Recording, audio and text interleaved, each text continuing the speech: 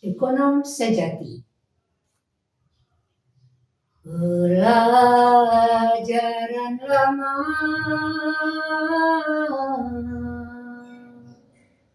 agar sejahtera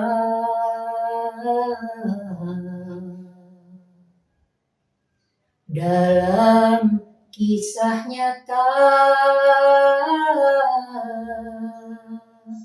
sang menteri dan raja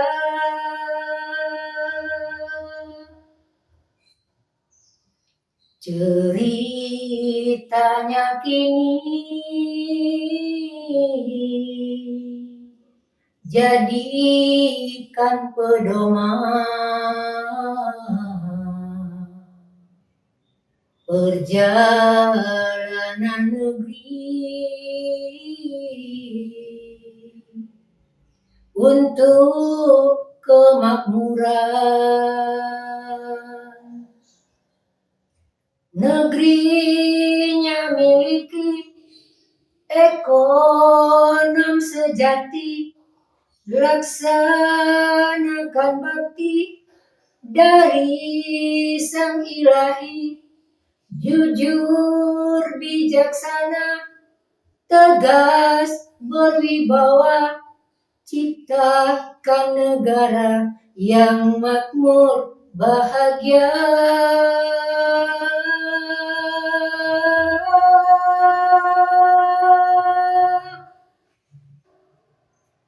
Bila mengikuti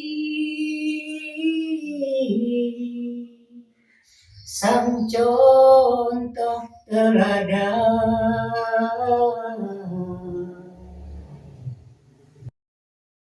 tercapailah pasti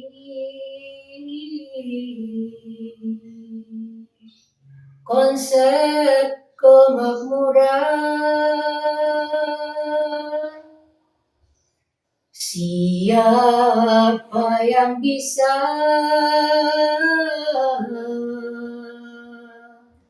jemput mutiara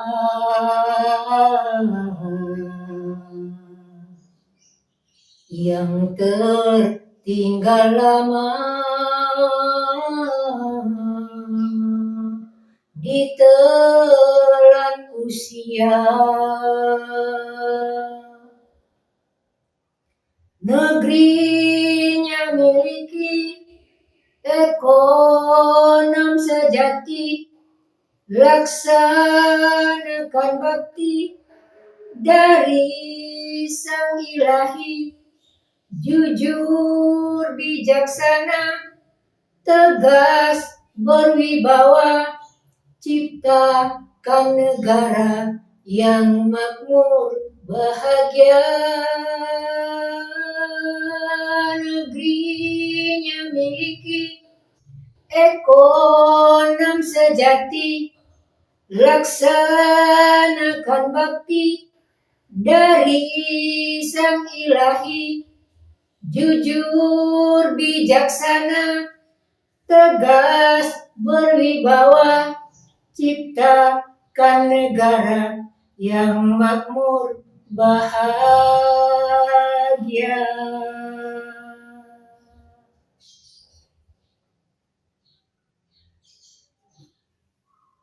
Salam kejujuran.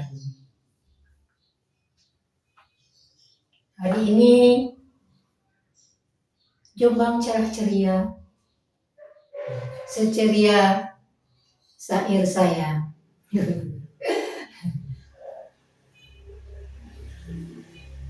Alhamdulillah saya bisa menuliskan dan melagukan syair saya yang berjudul Ekonom Sejati, yang menceritakan tentang Nabi Yusuf yang ditunjuk menjadi seorang menteri ekonomi pada masa itu di Mesir.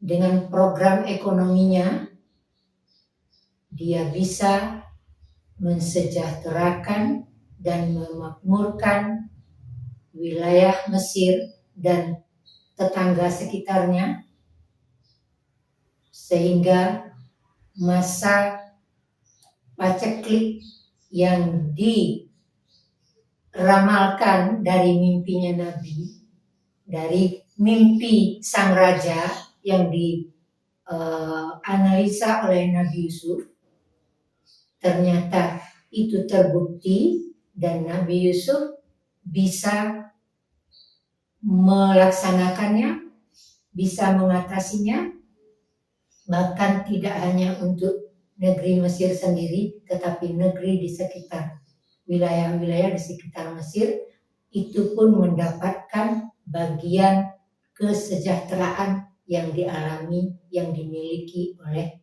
Mesir. Dan itu semua bukan atas kemauan dari Nabi Yusuf, tetapi Allah menghendakinya untuk mengalami perjalanan menjadi seorang nabi sejak kecil.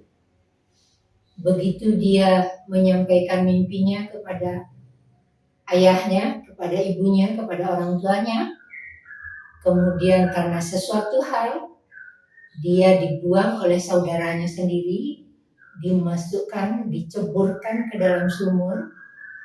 Tetapi ada takdir lain yang datang, dia diselamatkan oleh kabilah para pedagang yang melewati sumur tersebut dan mengambil air di sana. Ternyata yang ikut di dalam timba ember untuk mengangkat airnya itu adalah seorang anak kecil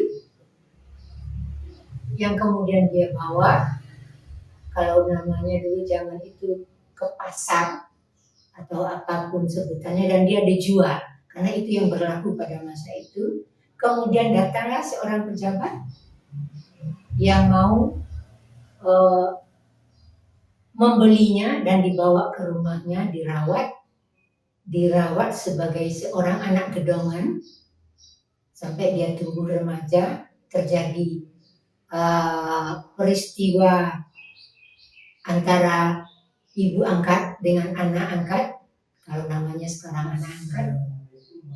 Nah, seperti itu ceritanya panjang, sampai akhirnya karena peristiwa itu dia memilih penjara lebih baik bagiku, maka dia memilih penjara walaupun dalam persidangan ibaratnya itu dia tidak bersalah, tetapi dia memilih keluar dari istana dan masuk ke penjara, dan di dalam penjara itulah dia menemukan jati dirinya. Allah memproses dirinya untuk menjadi seorang nabi dengan kausalitas tadi, dari perjalanan dia sejak kecil diceburkan karena ketidaksenangan saudaranya yang lain terhadap dirinya, dia diceburkan, diselamatkan para pedagang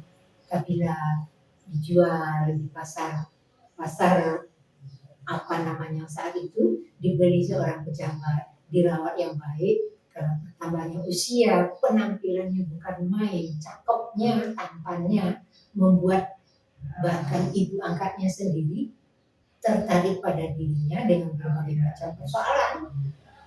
Dan dia dinyatakan tidak bersalah, tetapi dia memilih masuk penjara.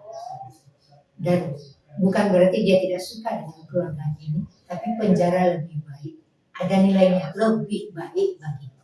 Bukan berarti keluarga ini walaupun sudah dinyatakan tidak bersalah dirinya, tapi tetap dia itu adalah orang tuanya, tapi penjara lebih baik.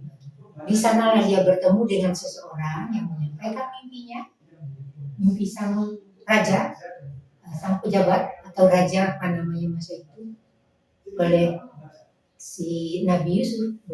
Belum diangkat menjadi nabi oleh Yusuf.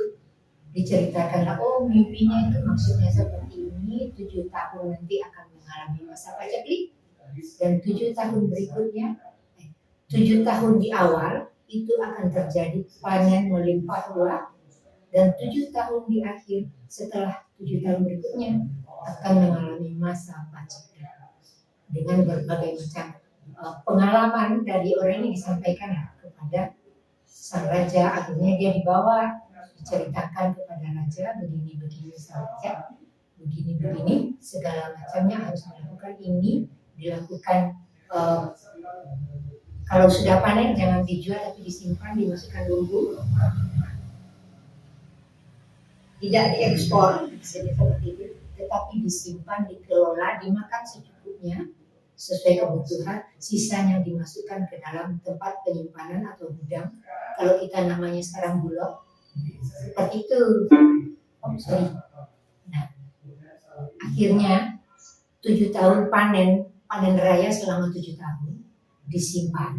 Begitu 7 tahun berikutnya mulai kekeringan, paceklik sudah mulai datang, tapi karena punya simpanan makanan, gudang, bulog, itu bisa dibagi, dimakan, dimanfaatkanlah pada masa itu sehingga paceklik tidak terasa bagi warga Mesir.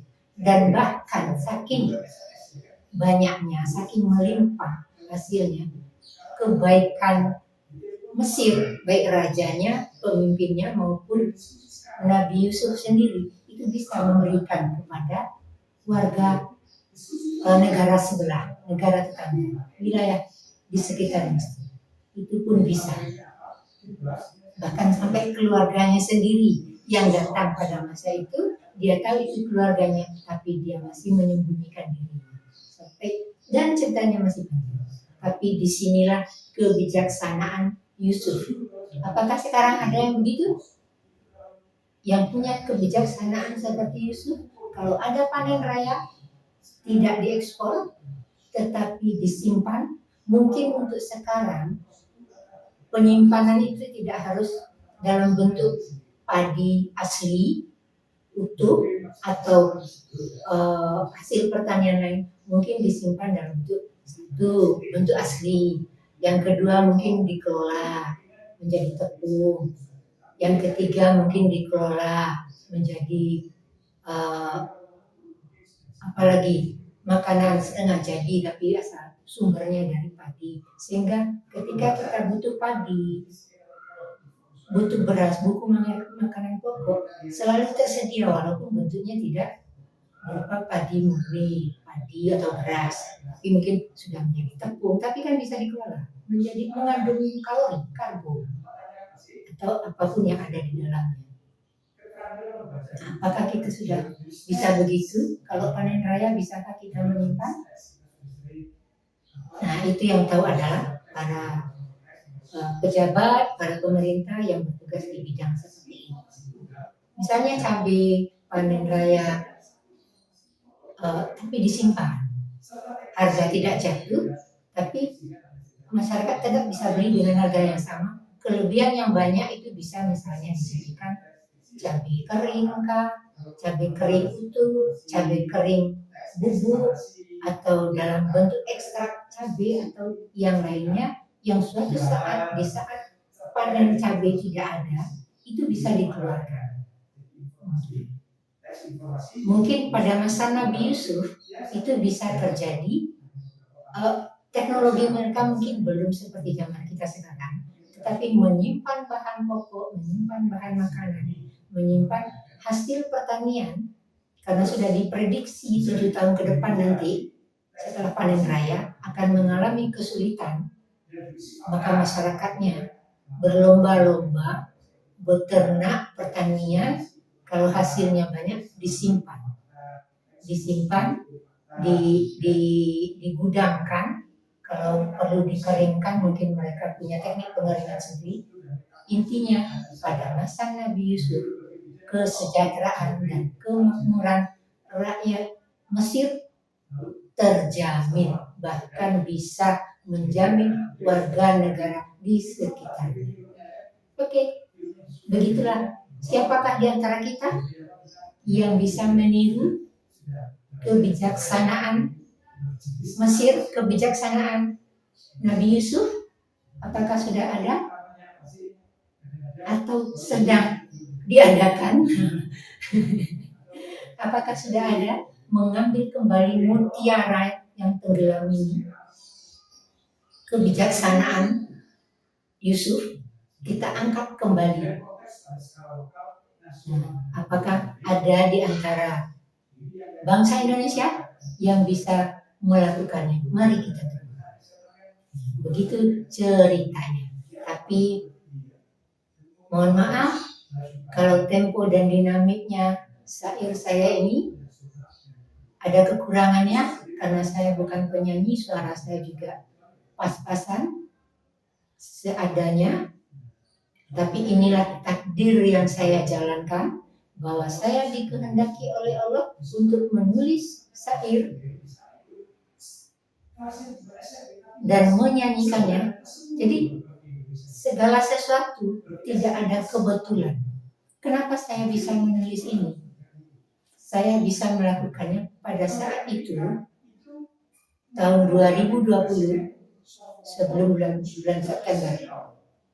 Saya itu menonton di TV, ada orang diwawancarai tentang sebuah lagu yang viral pada masa itu. Ini kausalitasnya menurut saya, tapi menurut Allah kan saya tidak tahu. Tapi pada saat itu saya menjalaninya seperti itu. Kausalitas sampai saya bisa menciptakan syair dan menyanyikannya. Diwawancarai lagunya viral, mendengarkan lagunya, saya sambil nonton. Nah, kalau begini saya juga bisa menciptakan lagu. Jadi berdasarkan orang ini diwawancara, mendengarkan wawancaranya, saya bisa seperti dia. Langsung di sini, di sini dan di sini itu langsung jalan, langsung terjadi proses sampailah tercipta lagu saya yang pertama, syair pertama saya Hidup Mulia. Dan saya memulainya seperti ini, di dalam hati ya. Mulai muncul satu kata, satu kalimat lengkap dengan dengan nadanya sekalian. Jadi bukan saya bersyair dulu terus belum tahu nadanya, bukan. Saat itu ya saya bersyair langsung sekalian dengan nada-nadanya. Sampai akhirnya saya bisa menciptakan takdir yang dikehendaki buat saya itu sampai 60 lagu, 60 syair. Dari bulan September 2020 sampai April 2021. Dan beberapa bulan yang lalu dapat satu syair lagi yang masih ada di sini dan di sini. Belum saya print out, belum saya keluarkan sampai hari ini. Kapan saya tidak tahu. Ibaratnya itu syair pamungkas, belum dirilis, jangankan dirilis, belum saya tuliskan, belum saya keluarkan sama sekali, tapi sudah ada di sini. Begitu kausalitasnya saya menciptakan lagu. Takdir saya dibuat seperti itu, saya bisa seperti dia menciptakan lagu. Kalau seperti itu saya bisa, dan saya buktikan. Bukan karena kemauan saya bisa dan bukan kemauan saya untuk membuktikan, tapi takdir itu berjalan. Ada kausalitasnya, ketetapan buat saya ketika saya masih dalam kandungan itu terjadi pada tahun 2020. Jadi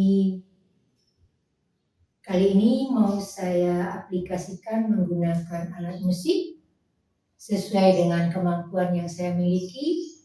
Kalau ada penggalan nada yang sama dengan lagu yang lain, saya minta maaf. Karena bukan saya sengaja, bukan karena saya ingin mencontoh, tetapi itulah yang terjadi. Itulah takdir yang diberikan Allah buat saya, hingga saya bisa menulis syair dengan nada-nada seperti ini.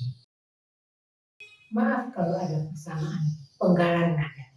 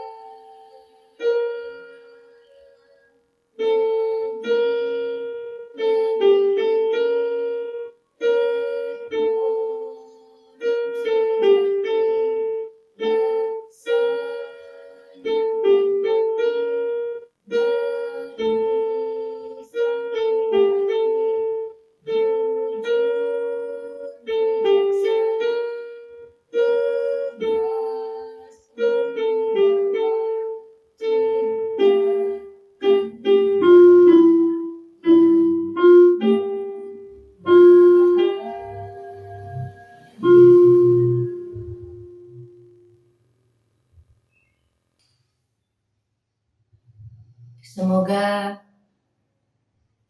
Indonesia punya ahli ekonomi yang memiliki kebijakan dan kebijaksanaan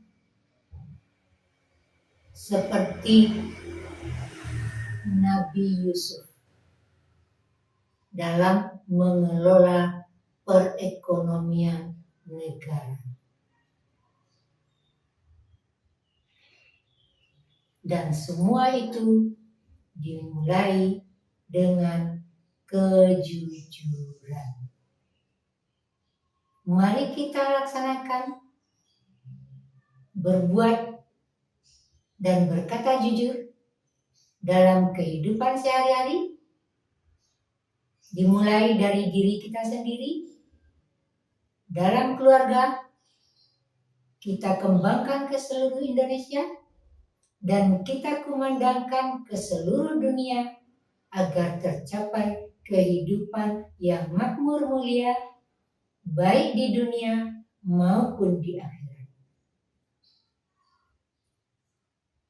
Bagaimana membentuk kejujuran? Dengan cara menyadari sepenuhnya kesadaran bahwa segala sesuatu berasal dari Allah dan kembali kepada Allah, dipertanggungjawabkan. Sekecil apapun perbuatan yang kita lakukan, dipertanggungjawabkan kepada Allah. Dan Allah akan membalasnya, menyediakan tempat untuk manusia yang berbuat kebenaran dan kebaikan, yaitu surga, dan yang tidak berbuat kebaikan dan kebenaran, tempatnya adalah neraka. Keduanya abadi, tempat yang menyenangkan, penuh fasilitas menyenangkan, dan tempat penyesalan dan sakit atau menyakitkan, abadi. Surga dan neraka keduanya dari Allah dan abadi selamanya. Apa yang harus kita lakukan? Hanyalah tunduk dan patuh kepada Allah. Tunduk dan patuh melaksanakan segala perintah Allah dan meninggalkan segala larangan. Apapun yang terjadi pada kita, apapun bentuknya, dan sekecil apapun, semuanya sudah menjadi kehendak Allah. Sudah ada sejak kita dalam kandungan sampai lahir dan nanti ditutup dengan kematian. Segala perjalanan kehidupan kita per detik sudah ada, sudah ditetapkan. Terjadi maupun tidak terjadi, semuanya kehendak Allah. Saya memasuki proses pendidikan keguruan. Saya jalani mulai dari tingkat SMA-nya, masuk perguruan tinggi keguruan, tetapi saya tidak menjadi guru. Padahal prosesnya saya ikuti. Tingkat perguruan tinggi saya bisa menjadi guru SMA. Ternyata setelah tamat saya tidak menjadi guru. Berarti prosesnya terlaksana, cuma tujuan akhir menjadi guru tidak terjadi. Itulah ketetapan Allah buat saya. Jadi ketetapan itu kita laksanakan, dan itu apapun yang kita laksanakan bukan karena kebetulan, tetapi semuanya terencana rapi oleh Allah. Hanya kita manusia yang tidak tahu kapan rencana itu akan terjadi, kapan kejadian itu akan muncul. Kita tidak tahu. Tetapi begitu peristiwanya terjadi, baru kita membaca, inilah kejadian buat saya hari ini. Inilah cita-cita saya dulu tercapai. Inilah keadaan saya sekarang, hidup berkecukupan atau hidup berkekurangan atau hidup lebih dari segala yang dimiliki apapun, baru kita bisa membacanya bahwa ya Allah, inilah untuk saya. Tiba-tiba terjadi kecelakaan, hilang semua. Bisa saja, semua atas kehendak Allah. Berapa banyak orang yang kehilangan? Kehilangan jabatan, kehilangan ekonomi, bahkan kehilangan nyawa. Tidak ada yang tahu satupun hal itu akan terjadi. Apalagi sampai kehilangan nyawa, mati. Tidak ada, tapi pasti dia akan datang. Pasti akan terjadi dan pasti akan mati. Banyak kejadian seperti itu yang menurut kita sebagai manusia di luar dugaan.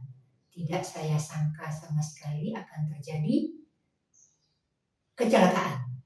Tidak saya sangka sama sekali saya bisa menjadi seorang pejabat. Saya bisa menjadi kepala desa. Saya bisa menjadi Pak Lurah, Bu Lurah. Tidak disangka dengan cara-cara yang semestinya dilalui, mengikuti aturan yang berlaku. Tidak disangka, menurut kita, ternyata setelah itu terjadi baru kita, ya Allah, ternyata hari ini aku menjadi seorang guru. Prosesnya seperti ini. Hari ini aku menjadi kepala kelurahan. Prosesnya dilalui melalui penunjukan atau pemilihan. Kalau kepala desa melalui pemilihan, berbagai jalannya dilewati sehingga akhirnya bisa terjadi apa yang kita rencanakan. Menurut kita rencanakan, padahal itu sebenarnya sudah direncanakan oleh Allah sendiri. Tapi kausalitasnya kita jalani. Jadi tidak ada yang kebetulan. Kebetulan saya ada di Jombang, dari Sumatera Barat, kebetulan saya tidak. Semuanya saya lewati melalui proses kausalitas. Oke. Semoga kesadaran kita mulai tumbuh untuk memulai berbuat dan berkata jujur dalam kehidupan sehari-hari, karena sekecil apapun perbuatan yang kita lakukan, kita pertanggungjawabkan kepada Allah.